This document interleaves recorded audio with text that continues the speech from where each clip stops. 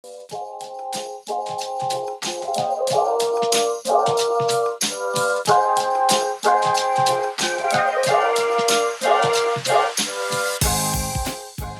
pessoal, que bom ter você aqui com a gente no nosso podcast Pausa pro Café. Este episódio faz parte da nossa série em comemoração aos 90 anos do Grupo Tristão. Eu sou Stephanie Sampaio e hoje nós vamos ter um papo sobre os momentos que marcaram não somente a trajetória do grupo, mas também de toda a cafeicultura capixaba. E para esse bate-papo que mistura memória e visão de futuro, tenho a honra de receber aqui no estúdio do Grupo Tristão, Tiago, que é gerente de comércio exterior da Tristão Trade Unidade Espírito Santo, e Bruno, diretor comercial da Real Café. Sejam muito bem-vindos. Olá, Stephanie. Olá, Bruno. Olá, turma. Obrigado pelo convite. Parabéns pelo trabalho. É sempre uma satisfação poder falar da cafeicultura capixaba, poder falar da história da Tristão, do Grupo Tristão. É muito gratificante. Obrigado pelo convite, Stephanie. Falar de café é com a gente mesmo. Então você que está em casa, prepara o seu café, porque essa conversa aqui vai ter um pouco de sabor, de transformação e muita história.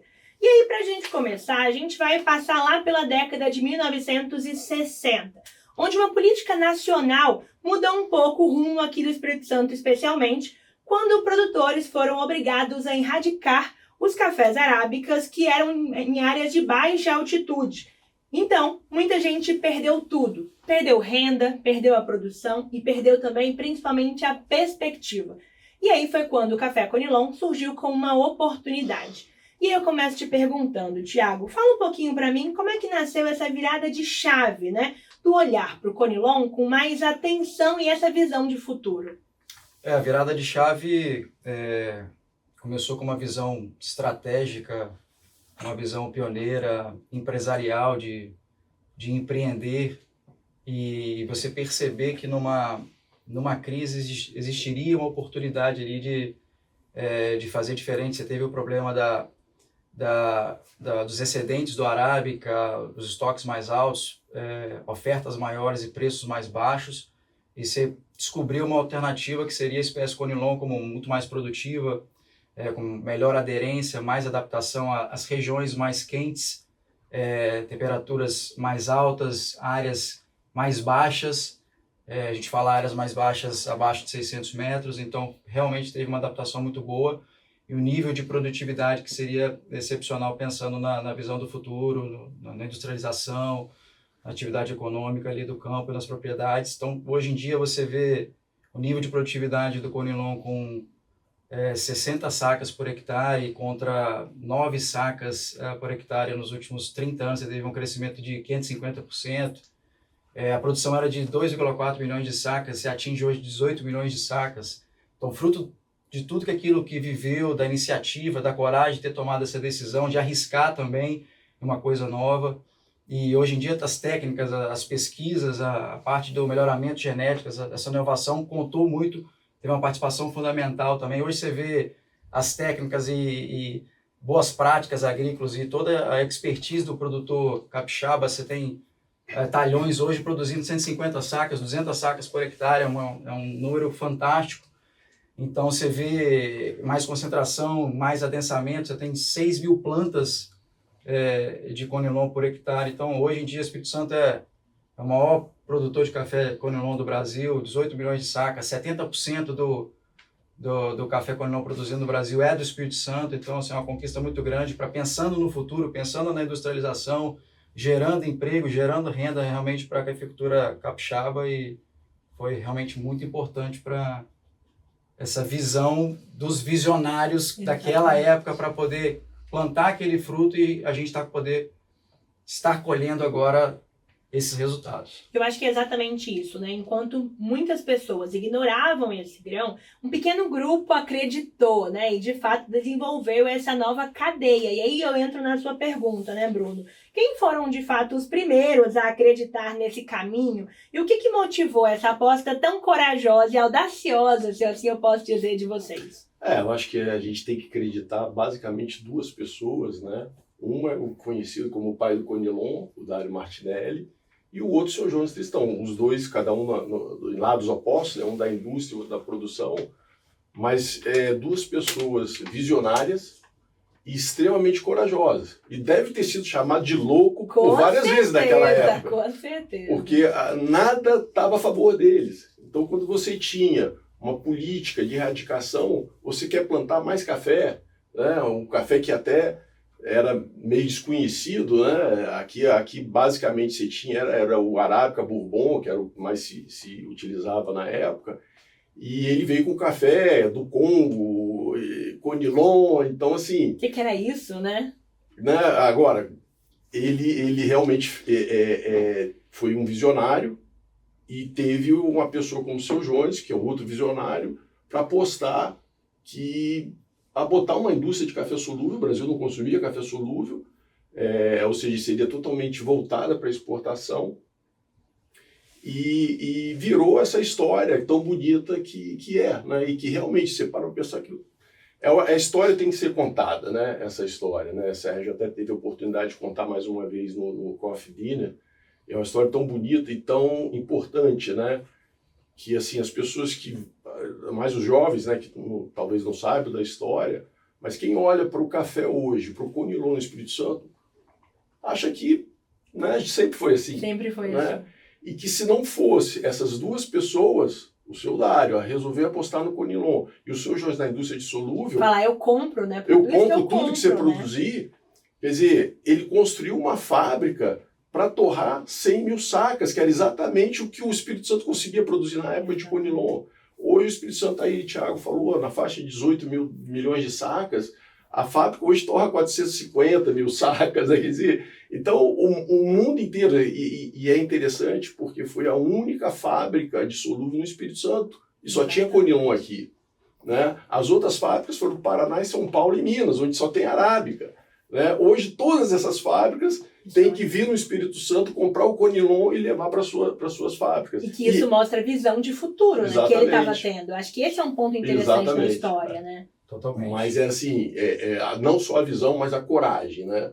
E você ter a visão, mas se apostar nela já é bem... Então essa história tem que ser contada. Não, dá ênfase nessa passagem do João de Instrução sobre essa frase famosa de que ele pode plantar que eu compro, que eu garanto, que a Tristão garante. Isso é uma coisa que tem impacto muito forte quando você para pensar no produtor rural que não tinha muito... Você estava numa crise, você não tinha muita saída. Pô, como é que eu vou remunerar meu capital? Eu vou plantar, vai ter alguém que vai garantir a compra, consigo escoar minha produção, e você ter ali a tranquilidade de ter um empreendedor, ter um empresário para poder assimilar e adquirir toda aquela produção, aquele esforço que o produtor fazia para poder... Claro que você tem, obviamente, o cooperativismo, tem as pessoas que estavam envolvidas nesse sentido, mas o impacto de você ter ali a saída, porque é muito frustrante você produzir alguma coisa e você não ter demanda.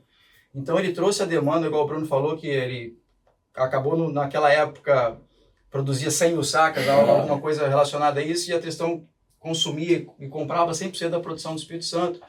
Mas assim, essa frase, essa postura e coragem do seu Jones de assumir, garantir, você dá muita credibilidade e muita confiança para o produtor. Eu posso me esforçar para produzir bastante ali, porque eu sei que tem uma pessoa séria, visionária, que pensa em longo prazo, que vai adquirir esse produto, o café. Eu acho que você falou num ponto muito interessante, porque também não era qualquer pessoa falando naquele momento, né? Então acho que esse também é um ponto que a gente precisa colocar, que era alguém que também tinha credibilidade no mercado. Sim. Porque se fosse também qualquer pessoa que falasse, não, eu compro, mas não desse aquela palavra tão firme assim, talvez também não convencesse. Eu acho que como a gente está no episódio, né, especial em comemoração aos 90 anos, eu acho que lembrar que essa confiança, essa credibilidade do mercado acompanha o grupo há tanto tempo é também um motivo da gente, né, de fato, enaltecer toda essa história. E aí, para vocês que estão em casa entenderem, depois de um tempo, essas pessoas que eram chamadas de louco passaram aí a, de fato, serem reconhecidos porque a gente teve a primeira exportação de um container de Conilon. E como é que foi isso, hein, gente? Eu fico pensando o burburinho que isso deu, né? De fato, de você apostar numa cultura, plantar, comprar e começar e, de fato, conseguir. Eu acho que isso fez muita diferença também na história de vocês, né? E esse container saiu daqui. Eu acho que isso é motivo de orgulho, né, Thiago? Com certeza, acho que a primeira exportação do Grupo Tristão foi em 1960, foram 250 sacas de Conilon com destino ao porto de Le Havre, na França, realmente uma conquista, um marco muito grande para a expansão das atividades, das operações internacionais do grupo, mas ao mesmo tempo, quando você tem essa proximidade do cenário internacional, você leva o Conilon junto, você leva o valor, você leva a imagem, leva a qualidade, leva a rastreabilidade, toda a sustentabilidade, todo o potencial que o Conilon tem para poder atingir novos mercados, novos consumidores. Então, o papel da Tristão para poder mostrar isso a nível internacional é fundamental, com novas parcerias. E um dado interessante é que esses 250 sacas que foram exportadas em 1960, a gente chegou na liderança como maior exportador de café do Brasil nos anos 2000, 2002, com 3,5 milhões de sacas. Caramba! Então é algo incrível, mas começou ali com o seu Jones, com aquela visão diferenciada, depois ajudando, incentivando o produtor rural a plantar, que a gente vai arrumar alguma forma de viabilizar esse negócio, esse projeto tão maravilhoso para a cafeicultura capixaba e mundial. Para mim, acho que Conilon é um dos maiores cases de sucesso da cafeicultura mundial. Venho estudando um pouquinho assim os últimos 5, 7 anos sobre Conilon. E assim, falando um pouco de mercado externo, um dado interessante atual, estatístico, é que 94% do preço FOB praticado é transferido para o produtor rural. Isso é totalmente valorização do produtor rural. Exatamente. Você gera renda, receita. Isso é um ciclo que ele vai investindo dentro das propriedades, com boas práticas, o nível de produtividade aumenta. Um dado extremamente interessante também é o fato do IDH em áreas de plantio de café, tem um Instituto de Pesquisa Brasileiro, IBGE, acho que até Secafé comenta muito. Quando você tem comunidades que têm plantio de café, você aumenta o IDH, o desenvolvimento humano, com longevidade, receita, renda, né, e educação. Então, olha o que isso virou para a economia capixaba, de uma ideia lá no início, a industrialização. E hoje você tem um parque industrial fantástico, de solúvel também, com a ideia plantada da Real Café por parte do Sr. Jones. Então, são números expressivos, significantes, e o Brasil, como maior exportador. Ano passado, por exemplo, o recorde do Conilon, ano safra foram 6,5 milhões, acho que o solúvel foram 4 milhões de sacas, acho que no ano calendário foram 9 milhões, é um número muito bom. Você tem competitividade junto ao mercado internacional, você tem eficiência produtiva. Então, o capixaba está de parabéns, e a gente tem que dar muita ênfase sobre o papel desses líderes visionários que apostaram lá no início. E uma coisa interessante, hoje eu estava vindo para o escritório, olha só, estava vendo um podcast, era Café com Destino com o Brunet. Sim. E ele falou que em 2021 ele viu foi hoje isso, uma pesquisa de Harvard Business Review, que grandes mudanças e transformações no mundo aconteceram em meio a uma crise. E 60% dessas grandes mudanças aconteceram em meio a uma crise. Então, hoje eu lembrei, aquela transformação que a gente vê hoje, o Estado do Espírito Santo produzindo 22 milhões de sacas, 18 milhões de Conilon e 4 de Arábica, com essa pujança, essa potência, graças a uma pessoa que viu ali naquela crise uma baita oportunidade de crescimento. Exatamente. E desenvolvimento da cafeicultura. Eu acho que isso também reflete, né, Bruno, que o mundo passou, e aí tanto o mercado interno quanto externo, a ter uma percepção diferente também do café, né? Como é que foi isso, assim, na sua visão? No caso do caso da Real Café, né, que aí ela surge em 71, e o Grupo Tristão, na época, e a demanda do café solúvel era muito mais focado na Europa. A gente começa com as primeiras exportações para a Europa, e só lá para 78, mais ou menos, a gente começa a fazer os primeiros embarques para os Estados Unidos. E foi engraçado, porque na década de 70 existia a gente está vendo até agora essa tarifaço do Trump, mas existia um movimento dos Estados Unidos para impedir que fábricas de solúvel se instalassem no Brasil, porque eles não queriam essa concorrência. Tem até um livro, A Guerra do Café Solúvel, né, que foi escrito na década conta a história de 60 e 70, que foi essa disputa. Então a gente acabou entrando nos Estados Unidos um pouco mais tarde, né, 78, e o nosso cliente, é o líder do mercado americano, permanece até hoje fiel, né, nosso principal cliente dos Estados Unidos. Mas o interessante, que você pergunta de percepção, é que na hora que a gente começa a entregar o nosso café solúvel, feito de Conilon, né, nos mercados europeus, estavam acostumados a comprar de uma indústria de solúvel utilizava arábica, eu falei, vem cá, o que tem diferente? Aí a gente começou a ganhar mercado, aí começou, não, peraí, eu quero aí, as outras indústrias começaram, pô, não, peraí, a gente tem que ver o que a Real Café está fazendo. Chegamos nos Estados Unidos, foi a mesma coisa. Então começou essa percepção. E o mercado interno demorou bastante a entrar no solúvel, ainda só 5% do consumo nacional é café solúvel, apesar de que vem crescendo. A gente vem fazendo uma campanha aí junto com a Bix, né, para melhorar o consumo, para o consumidor entender o que é o solúvel, mas ainda assim o volume é baixo. Mas houve na época justamente essa percepção de que o solúvel ele tinha uma bebida característica, ele ficava melhor no leite do que o café coado, então isso vem crescendo. Hoje ainda é um pouco assim, a maioria do consumidor ele compra o café torrado e moído para fazer puro, preto, e o solúvel para jogar no leite, né? Então é isso, assim, o café, e até pegando o gancho no que o Thiago está falando das crises, né? E na verdade você começou a falar a discussão aqui, a conversa aqui sobre a década de 60, né? Exatamente. Mas na verdade, eu acho que como é que nós chegamos a essa situação em 60 Sim. com a erradicação? Importante trazer isso. Isso, exatamente, porque ali foi já quase o final do negócio, né? Então, na verdade, antes do café chegar no Brasil, o café era um produto raro e caro para poucas pessoas na Europa, né? Quando chegou no Brasil, 1727, ele se democratizou, né? Então, o mundo começou a tomar café. E desde que o Brasil começou a exportar café, nunca mais ninguém superou o Brasil. E o Brasil continua cada vez mais crescendo no seu volume em relação aos outros países. Só que aí, para mim, até então, o café sempre faltava. Você não tinha excedente, porque você tinha geralmente uma demanda muito maior pelo café, ainda mais quando democratizou. Sim. Só que essa virada aconteceu com os imigrantes europeus, em 1880, 88. E aí, principalmente os italianos, aqui praticamente a grande maioria são os italianos, e essa virada foi aí. A cada ano a safra aumentava. A eficiência deles, até porque era o negócio deles, não era escravidão, e eles tinham ali que remunerar a família, e a produtividade foi aumentando, e aí lá para 1902, você começou já a ter super safra. Você já começou pela primeira vez a ter excedente.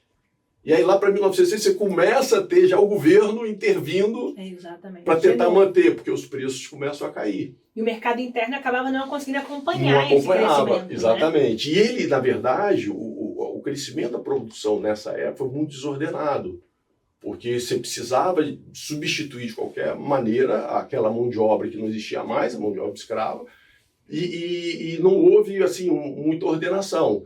E não se esperava uma produtividade tão grande, que até hoje os italianos aí, né, continuam aumentando essa produtividade. Mas é interessante que aí você chega... aí veio o Conilon, 1912, se eu não me engano, que aí veio justamente do Congo, né? Chega o nosso governador da época, Jerônimo Monteiro, trouxe para cá. E aqui só tinha o Bourbon. E aí você começa. É outro marco interessante. Porque às vezes fala, o café chegou no Brasil em 700 vezes. Não, chegou o Arábica, né? O Conilon chegou bem depois. E aí você vem a Primeira Guerra Mundial. Então o mercado internacional para. E aqui a produção continua. Só que você já não tem para onde escoar. Aí termina a Primeira Guerra Mundial, mal resolvida, você tem a crise de 29. Ninguém compra café, não tem como você vender para o mundo, né, praticamente numa crise enorme. Né? Então, os excessos de café começam a aumentar. Aí vem Vargas, 1930. Então, quando entra Vargas, começa uma coisa que para mim até hoje, que não vi pessoalmente isso, eu sei da história e das fotos, é você ter quase 14 anos de queima de café. Exatamente. Então você passava pela Baixada de Santos, pessoal, né, as histórias que você sentia o cheiro de café queimado no ar, né? Então assim, é uma coisa inimaginável você pegar e imaginar que durante 14 anos, mais ou menos, o governo brasileiro queimou o estoque de café e se fala em 72 milhões de sacas, o que seria mais ou menos, só para ter uma ideia, seriam 3 anos de consumo mundial de café. Caramba. Então daí você vê, esse é o quadro que a gente entra. Aí você vem depois a Segunda Guerra Mundial. Novamente o mercado internacional para e o Brasil segue produzindo.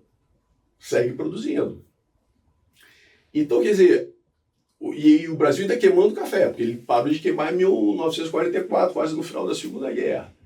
Então, quando termina a Segunda Guerra, o consumo começa a revitalizar novamente, mas você tinha ainda muita produção grande, e você entra e chega já na década de 60, que é esse o quadro, né? Que você tinha o governo já mesmo intervindo, ele só fazia comprar os estoques excedentes para tentar manter o preço. Aquele estoque excedente virava um perigo para o mercado, porque o mercado do mundo inteiro olhava, cara, o dia que o Brasil vendesse café, o preço vai lá embaixo. Exatamente. Então ficava todo mundo na expectativa do que poderia acontecer se o governo decidisse vender esse café.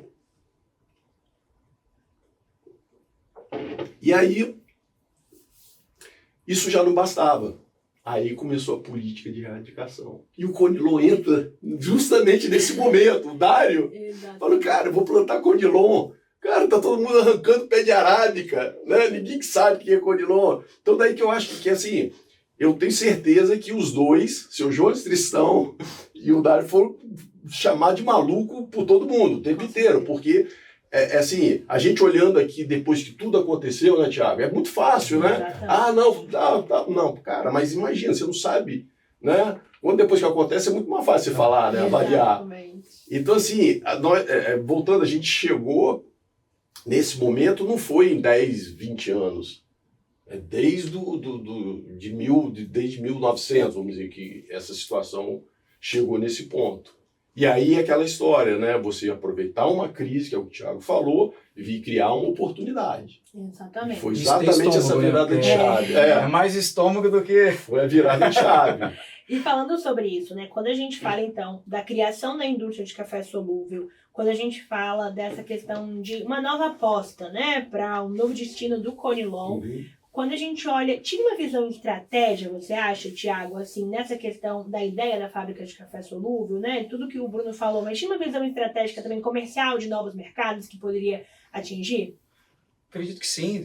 Foi uma visão emergencial daquele momento da crise que viveu a Arábica e uma visão estratégica de substituição que você teria o Conilon com a matéria-prima essencial para o solúvel. O Bruno pode até falar melhor sobre a composição química do Conilon de sólidos solúveis, é o dobro da cafeína do que o Arábica, e muito mais fácil o processo instantâneo sobre solubilização.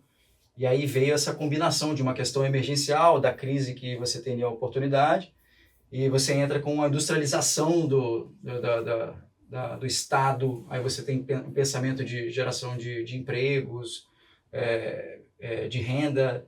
E aí é uma junção realmente da parte foi um momento emergencial, mas tinha sim uma visão ali, um tino empresarial, inovador, que poderia mudar um pouco ali e trazer valor agregado, né? Porque quando você vai comercializar só café verde, você pensa também em trazer valor agregado para a cafeicultura, para o estado, e você vem para o município, para as regiões, e você incrementa muito, muito valor ali quando você tem uma indústria do porte da Real Café, com esse investimento tão robusto aí da parte do Grupo Tristão, na figura do seu Jones, em 1971, para poder incentivar tudo isso. Perfeito. Então é uma combinação, eu acredito. E Bruno, quando a gente fala isso, a gente pode dizer que, de fato, o Conilon, ele encontrou no solúvel o seu espaço ideal, assim, né? Esse cantinho para chamar de seu? Não, sem dúvida. Eu acho assim, como o Thiago explicou, o seu Jones, na época, ele visualizou essa oportunidade, botou a fábrica, mas eu acho que talvez ele nunca esperasse que todas as fábricas do mundo inteiro passassem a usar 80% do Conilon, o canéfora, né? No caso do Vietnã, o Robusta, e aqui o nosso Conilon. Então, assim, é impressionante, né? Quando você olha para todo esse histórico e ainda o potencial de crescimento. A gente tem, e aí, falando dessas diferenças que o Thiago estava falando, além da gente ter mais extrato, né, ter mais dobro de cafeína do Arábica, o nosso Conilon é melhor para solubilização do que o Robusta, entendeu? Ele tem mais extrato, ele tem mais corpo, ele tem um pouco mais do amargor. Então ele acaba sendo ainda assim, né, dentro da família aí da espécie canefa, ainda sendo a melhor variação deles. Que legal. E eu acho que toda essa história, né, ela representa de fato muita resiliência, né, uma palavra que com certeza a gente precisa falar, muita inovação, muito mercado e também reconhecimento, né, a quem teve esse olhar mais para frente. O nosso tempo está quase terminando, mas queria que vocês me falassem agora na visão de vocês, né? Vocês agora como lideranças também aqui do grupo, queria que você falasse um pouquinho, Thiago, primeiro, de qual é esse legado, né, que você se inspira aí também, olhando para toda essa história que a gente contou aqui, né, de muita gente corajosa, de muita visão, de muita estratégia. O que é que te inspira em tudo isso? O legado que fica é de extrema resiliência, para você poder ter coragem para inovar, tomar esse risco, né? E fica uma mensagem clara que é possível prosperar em modelos não tradicionais, né? Você viver ali no Arábica, vamos pegar uma espécie nova, vamos investir aqui. É importante também falar sobre a cooperação, a pesquisa. A gente fala sobre a ICAPE, a Embrapa, participação também do governo, da SEAG e outras instituições tão importantes que também fomentaram essa melhoria. A gente falou sobre melhoramento, as mudas, sementes, as boas práticas, então os técnicos, então toda a extensão rural ali impactou bastante também nisso. Deixa aí uma estrutura maravilhosa que cada dia que passa vai crescendo mais. O legado que fica também, que a gente falou bastante sobre é um fato que crise tem sim uma visão de solução que você pode trazer para poder mudar e transformar de fato. E é possível prosperar também, assim, saindo de um produto, de um café marginalizado em qualidade e atingir a liderança nacional, com emprego, com industrialização, com valor agregado. E é uma história incrível. Acho que esse é o legado que fica para a gente quer, cada dia que passa, construir e transformar ainda mais. E Bruno, você acha que tem alguma coisa que as próximas gerações podem aprender com essa história e também com o agro capixaba? Sem dúvida, né? Nada é fácil, né? A primeira coisa é isso, né? É o que a gente estava falando no início. Às vezes, olha, a produtividade do Conilon, você tem fazendo 120 sacas por hectare, 150, Vietnã não chega a 30, na África é 15, 12. Então, acha que não surgiu do nada, né? Que tem muito trabalho, não só em esforço físico, mental, mas também tem todo o trabalho científico por trás. E essa ligação aqui do Espírito Santo, principalmente a Real Café e o Grupo Tristão, com o produtor, que sempre foi muito forte, né? Então, trabalhando junto, a gente consegue crescer. Então, acho que a mensagem, o legado seria esse. Primeiro, nada é fácil, e trabalhando junto fica mais fácil, né? Fica menos difícil, vamos dizer assim. Eu acho que é isso, né? Eu acho que olhar para trás nos ajuda também a olhar para frente. A gente só consegue, né, estar aqui hoje conversando, falando sobre essa história quando a gente olha para trás e vê o trabalho, né? Que teve de tanta gente atrás da gente, né? Tanta gente fazendo e de fato abrindo novos mercados para que a gente chegue hoje, né, e colha aí esses resultados, veja, né, essa fartura de produtos e com certeza construir carregando, né, essa mensagem para onde a gente for. Quero agradecer a vocês. Muito obrigada pela participação aqui nesse podcast tão incrível. Eu acho que, de fato, o Pausa para o Café, né, ele consolida cada vez mais com esse podcast que abre esse espaço, né, para o diálogo e também trazendo muita informação. Vocês viram aí a quantidade de dados que a gente trouxe sobre a cafeicultura. Acho que isso, de fato, é muito bom. E esse bate-papo, né, ele fez igual um bom café, né?